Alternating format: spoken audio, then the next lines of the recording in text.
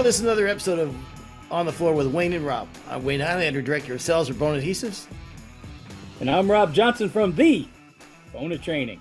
It looks like you forgot what we were doing there for a second, bud. You okay? I just had a bunch of things coming in at the same time. Yeah, doing good, Rob.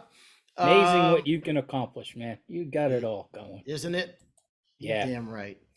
So we're going to keep going with this, the second part of the part one of our series on the value of education.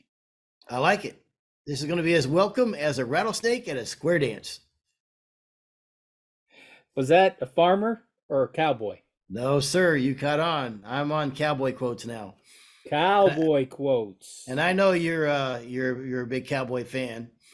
Not the Dallas Cowboys. No, of course. But just Cowboys in general. Yeah. And what do you like about Cowboys, Rob? They are just some of the toughest SOBs I've ever seen in my life. Yeah. And for New Year's Eve, or around New Year's Eve, we're not a big going out on New Year's Eve, but the day before New Year's Eve, I got Pauline and I tickets to the PBR rodeo. Okay. Oh, yeah. Yep.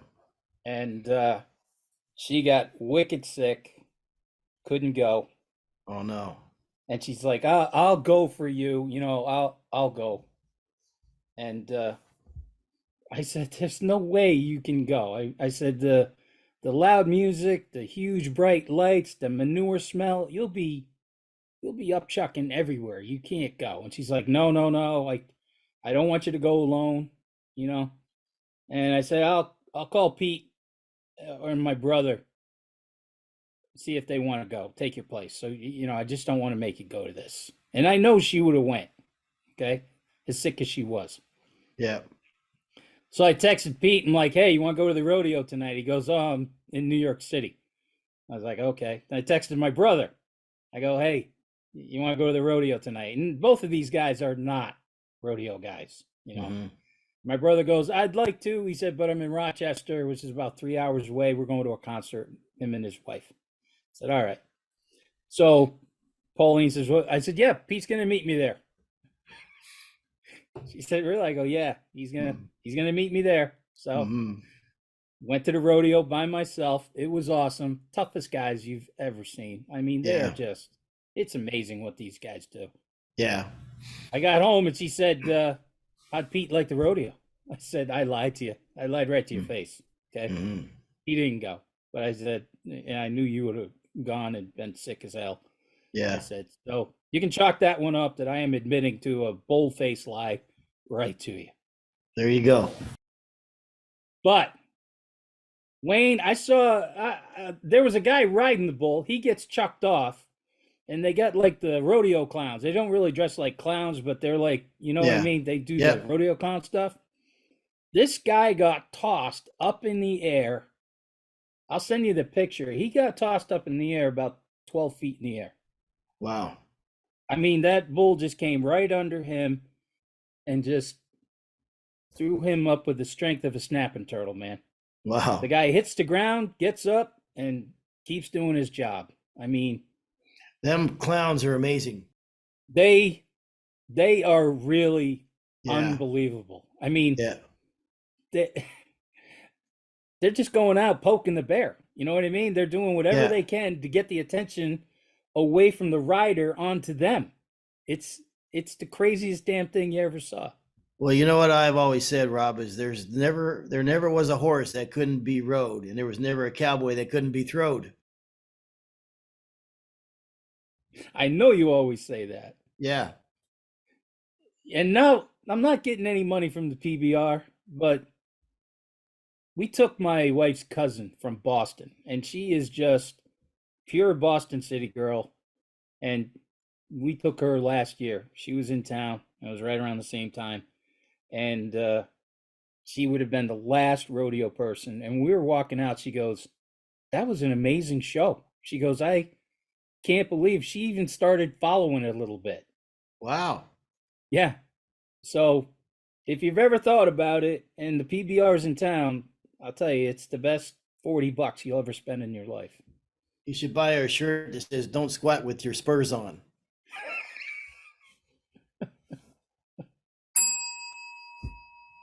All right. Hey, So, let's do another hands-on training. Okay. Another great part of hands-on training is positive feedback from students and instructors, which will lead to increased confidence, but it also helps you retain the smaller details. I always think as soon as I, thinking smaller details, I was thinking of really machine setup. yeah, And that's what I was thinking when that came up, how important machine setup is. And, but like I said, that positive feedback. And I know I've said it, in some of the other ones, but positive feedback from journeymen is just important, or if not even more important than from an instructor. yeah, yeah. Good stuff. Yeah. No quote? You want a quote? Okay, I give you a Yeah. quote. The horse is a mirror to your soul, and sometimes you may not look what you see in the mirror. That's from a horse trainer. I'll tell you, is there? How do you? I like horses, but I don't trust horses. And have you ever been thrown off a horse? No, Yeah, I no. have. I've never ridden a horse. No kidding. Hmm. Yeah, Judy and I, there's this guy that he put an ad somewhere in a little card somewhere. I can't remember. I haven't seen his card, and he takes you like horseback riding up into the mountains.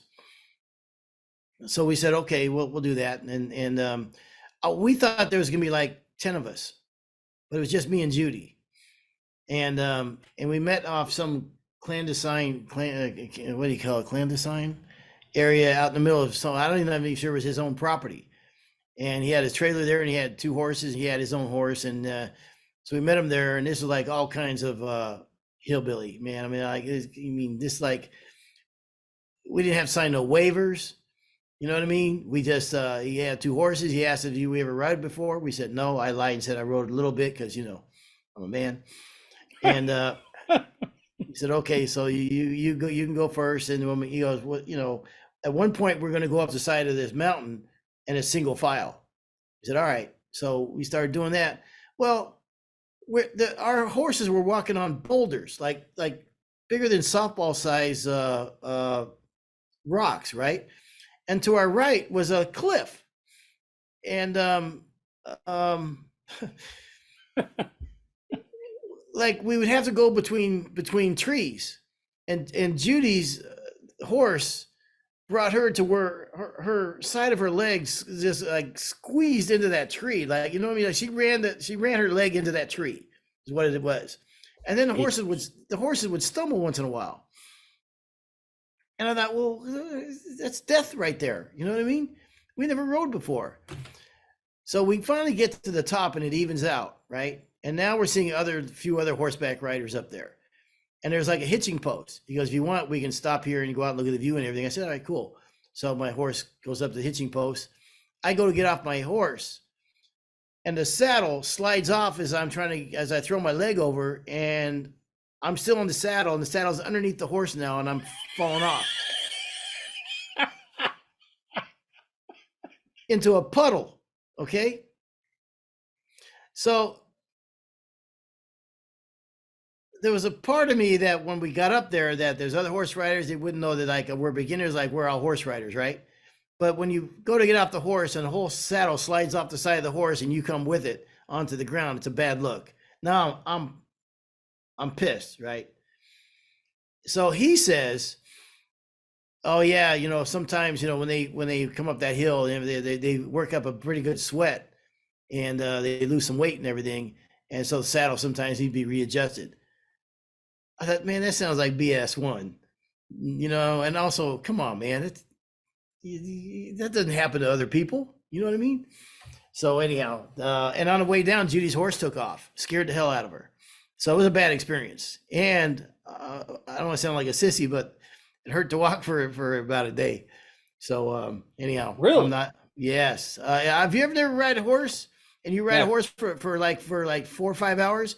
Your legs hurt the next day walking. Again, don't want to sound like a sissy, but just keeping it real. Come on, man. You've sanded floors, run jackhammers. Nobody's ever going to accuse you of being a sissy. Okay, thanks. You're welcome. But as the cowboys say, if you climb into the saddle, you be ready for the ride. Be ready to be spun over backwards. Yeah. What do you got, Rob? So you were upside down and you didn't fall Upside off. down. No, I couldn't get my foot out of the stirrup. I mean, that's his fault. That's not my fault. I didn't put the saddle on. So now you be ready for that if a plane ever, if you're on a plane and it flips over, you're like, hey, I've been here before. It's no Yeah, biggie. exactly. A peacock today, a feather duster tomorrow. Okay? A, a peacock today, a feather duster tomorrow. And this stark transformation warns us about getting too caught up in our successes or becoming overly arrogant. And man, it is ever so true in the flooring business, man. You still gotta you always gotta do the basics and what have you. And I remember, on some jobs, you get done with the job, you look at it, you walk in there, and you go, "Man, I am amazing." It just don't get no better than this. I mean, it's perfect. And then you go out to a job, and whatever it is, something goes wrong. You know what I mean? This trade is very humbling. So I do like that expression. Don't get too full of yourself. Peacock today, a feather duster tomorrow. I think I can remember that one. All right. I'm going to use that. Probably Okay. use that as my own too. All All right, right. Wayne, back to hands-on training. Everyone learns at their own pace. It's different for different people. So my teacher Uh, used to tell me is that she was consoling me. your pace is just a little bit slower than everybody else. Yes. Hands-on training allows that.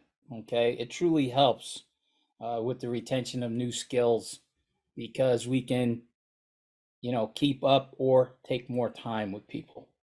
And one of the things that I'll do when we put, like for instance, when we put the big machine away, especially for guys who are new to the big machine, I'll go to guys individually and say, hey, I know you had a good day and a half. Do you want me to set you up on another panel and take a few more runs at it now that you've had 2 nights of sleep thinking about it? And you'd be shocked how many times guys really want to, yeah, let me take another swing at this.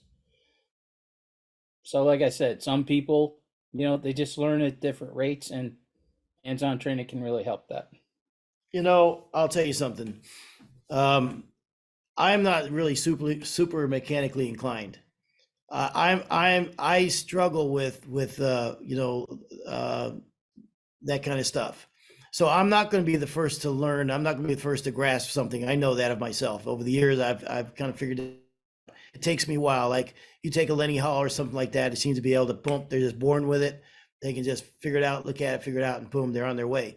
I'm not that guy. It takes me. I will eventually get there, and I will work at it so hard that I will be on the level that I'm happy with. But when we grew up, that we didn't have. There's no mechanics in our family. I remember one crescent wrench growing up, a great big crescent wrench, and we kept it under the front seat in case of somebody cough.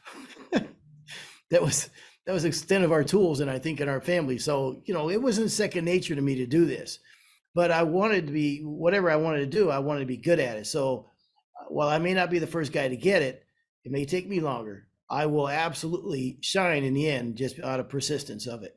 So yeah, I mean, at the schools, that's again, you kind of learn things at your own pace. You can kind of take it, you can take an edger all day and go off into another area. And we've had people do that. Look, I'm really here because I just having a hard time doing a certain thing. And we give them our input or whatever, and then say, here, just go knock yourself out, man.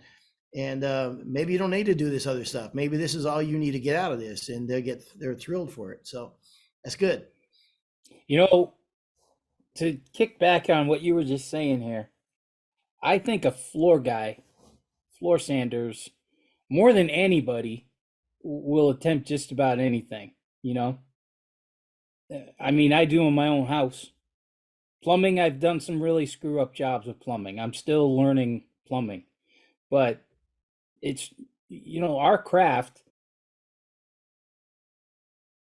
we're electricians, right? If you want to keep a machine going, if something breaks down, how many times have you taken an edger apart? Nobody ever taught you how to take an edger apart, put it back together, but you do what you got to do to keep it going, right? Yep. So Yep.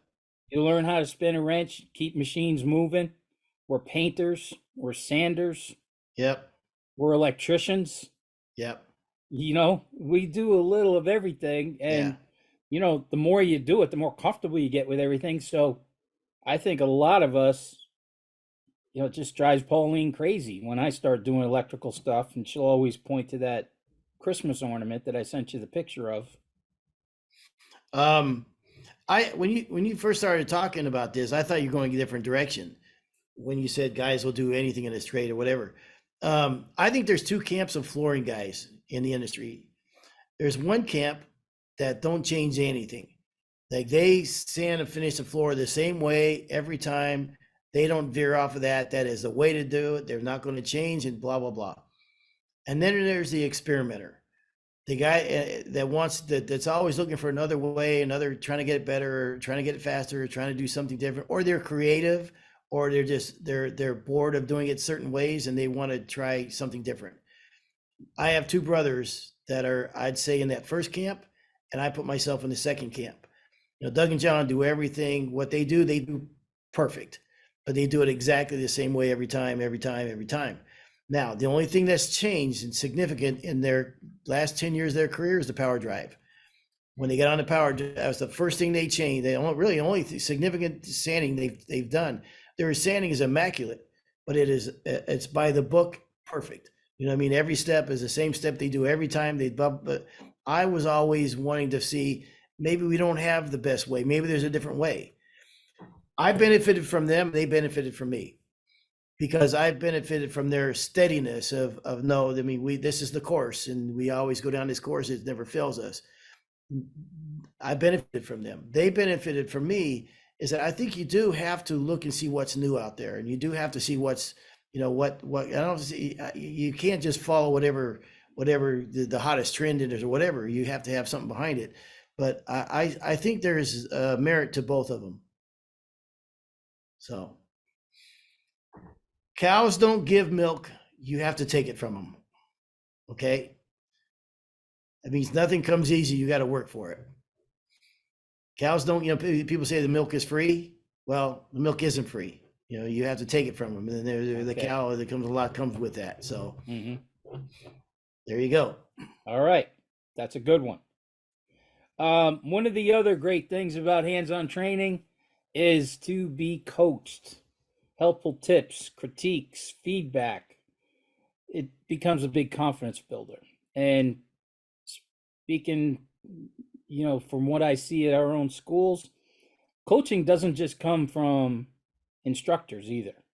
Yeah. That's what I really like about having journeymen there, Yeah. because they'll either back you up, or sometimes I've even seen, I might not be connecting with a student, Yeah. but then a journeyman will step in and go, what about this? And he'll say it sometimes in a way where he's going to help that guy out. So you see that every once in a while, not much, of course, but every now and then. But it's great for the hands-on stuff, like I said, to be coached not only by instructors, but your fellow students, journeymen who have a little experience. The other thing about having journeymen there, the craft, right? Please. You know the craft, and you're very you're very proud of that craft, any new salesman that I've ever worked with, especially in sport, I work with a few new sales guys when I was in sport, and I work with a few sales guys in sport, new guys, and a couple of them were like, I don't know how I'm going to do this. I've never sanded a gym floor. And I said, listen, these guys love their craft. Okay. Yep. Let them teach you. Yep. Just go into the guy and start talking and help him empty bags, and then start talking to him. Don't pretend that you know anything, Yeah, but please. let him teach you, because they are all so proud of what they do and what they've accomplished that they love talking about it. And you see that a lot at the schools too. Yeah. And once again, I'm constantly saying it, but that's when you really start to see the brotherhood take place. There's not very many things more gratifying than showing something to somebody and they watch it catch on, watch them get it. The light bulb come on for them. Whether it's installing or sanding and finishing both. That's a very and you're right. You see a lot of older guys that we talked about that earlier that'll do that, and he won't remember this. I know he won't remember this, but I mentioned Lenny Hall earlier. He was in one of my classes. Gosh, years and years. I wonder if it was even his first. No, it probably wasn't his first NWFA class. It was probably my second or third, and it was we were sanding on a panel, and I was sanding a certain way, and he asked me if I was done. I said, yeah. He goes, well, you haven't run the big machine yet. And what I got out of that is when I edged, uh, the last thing I do on the floor is run the big machine. I do my last edging, then I run a big machine to cut down on the scratches. And when I got done, he does it the opposite way. And I thought, I mean, first of all, I thought, who the hell is this guy, man? I mean, I could tell he was really good and meticulous. But that was so foreign to me. I thought, how could he be this good and him not know that? And I'm sure. I mean, everybody has. I mean, guys do things for certain reasons, no doubt about it. But and he wasn't wrong. I mean, there you can do it either way and be right. But it was interesting. I don't know why I just thought about that.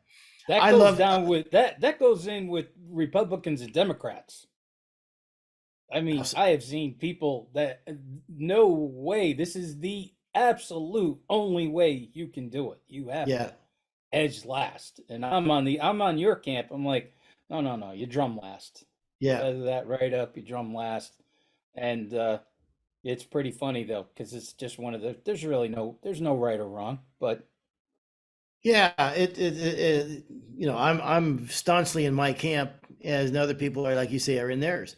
I yeah. have I have found the only time that it's different for me that I would agree with running the edger last, and it's on like a herringbone floor or a big pattern floor when you're having to cross blocks with a big machine.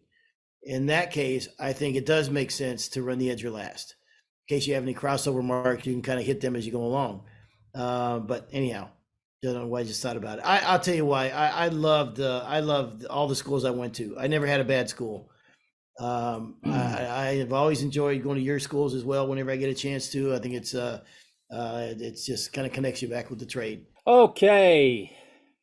I think this is my last one. Okay. Hands-on training builds overall confidence.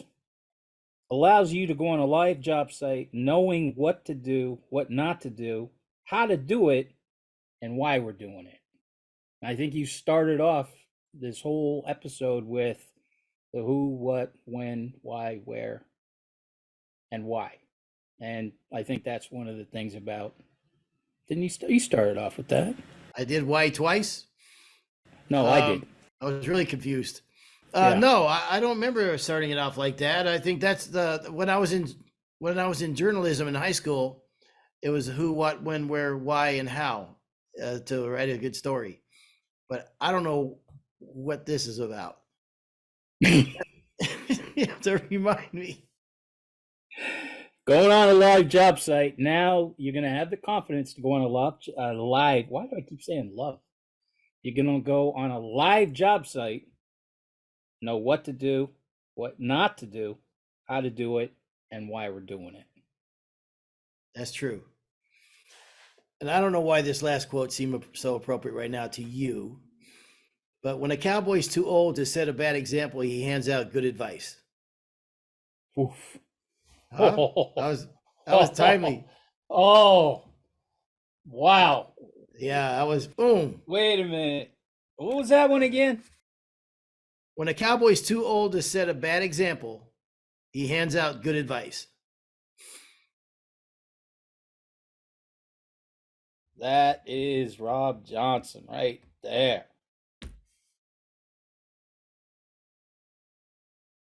Nice. All right. Now, when I was coaching the U.S. Men's Postal Hockey team, that was one of the jokes: was those who can't coach. Yep. Yep. So you got cowboy and farmer quotes. I'm big with sport coaches quotes Yeah. or players quotes. So I could read those forever. Yeah. Actually, I Yeah. follow a Instagram thing where it's nothing but coaches and players and their quotes, and I think that's right up there with farmer quotes and cowboy Yeah. quotes. Agreed. I think so highly of farmers in America. Well, I mean, that's worldwide, probably, I'm sure. But and I love how simplistic their sayings are, and they hold so much meaning. So you don't have to say a lot to mean a lot. So I think farmers and floor guys have a lot in common. I think they yeah, have a lot in yeah, common, and I yeah, mean that by nobody really realizes how hard they work. yeah, You think you do. You think you yeah, know it, you yeah, know? yeah, But I mean, I've talked about where I live, the farm, I'm surrounded front and back by cornfield, tomato field, and the guy's also a dairy farmer and he raises buffalo too. And that guy works 7 days a week, yeah. every day of the year. They do. I've Yeah, I've seen him work Christmas. I've seen yeah. him. I mean, it is just unbelievable how Hmm. hard these guys work. Yeah, And I've said this many, many times too. People, even floor sanders, friends and families, or wood floor guys, even their friends and family really don't realize how hard they work. Only we do. I've said that so many times. So many times. Your friends that have other jobs and whatever, they'll never understand or appreciate how hard a floor guy works. No Never. doubt. Yeah. Absolutely never. Nope. Farmers the same way. Now, I bartended for a guy who owned a Hmm. restaurant, and first it was just like a nightclub type place, the old Post Road Saloon. I Hmm. started as a bouncer, then I was a bartender, and then he turned it into a restaurant. But I was still bartending, but the hours were much better. Did you turn into a bartender after the first guy you tried to bounce out of there? I was a pretty good bouncer. I didn't Were have to you? be a tough. Yeah, I didn't have Yeah. to be a tough guy. Yeah. You just, I you actually could just, you, you just reasoned with people. I could You see know what you I in that mean? role. Yeah. Yeah, yeah. But the problem with bouncing is there's no money in being the bouncer. The bartenders make all the money. There's I no don't money think in being a bouncer. I don't think they do it for the money. Bartending? No, bouncing. I don't think a guy is a bouncer because he thinks it's good money. No. No. I learned that really quick. Learned that one really quick. All I right. forget where I was going with this I'm thought. sorry. Where was I going with that? Yeah, I interrupted you. I'm sorry. that's Oh, all right. I think you were going to talk about how hard restaurant people work. Yeah. So this guy turned his bar into a restaurant. And he's serving breakfast, lunch, and dinner. Hmm. And except for floor guys and farmers, I never saw a guy work so hard in his life. I mean, Yeah. he was there every day. He was there most of the day, nights, weekends, in there to collect the money. And, I see these retirement commercials like, yeah, I'm retiring finally. And my life's dream is to open a restaurant. And I'm thinking, your life's dream is to work harder in retirement? Yeah.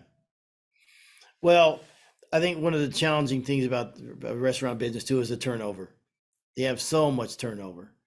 It's a tough business, no doubt about it. Very tough. And It's funny you say turnover because I used to bartend Friday and Saturday nights. And I came in one Friday night and I'm setting up the bar and everything. And I looked over to one of the waitresses and I said, "Hey, where's Tommy?" Tommy was the owner. And she goes, "He's in the back doing dishes." I'm like, "What?" So I go back there, and I had known this guy forever. You know, we're good friends. So I go, "What the hell are you doing?" He goes, "Oh, the brothers. He had these two brothers that would do all the scut work, you know." Mm-hmm. And he goes, "The Varian brothers didn't show up today." So I go, "So you're doing the dishes?" And he goes, "Well," I said, "Tell somebody else to do the dishes. You're the freaking owner." And he Mm-hmm. goes, you know, restaurants really don't work that way." I'm Yeah. like, that's insane. He looks at me and he goes, "Okay, do the dishes." I go, "I'm a bartender. What are you Yeah. talking about?" Yeah.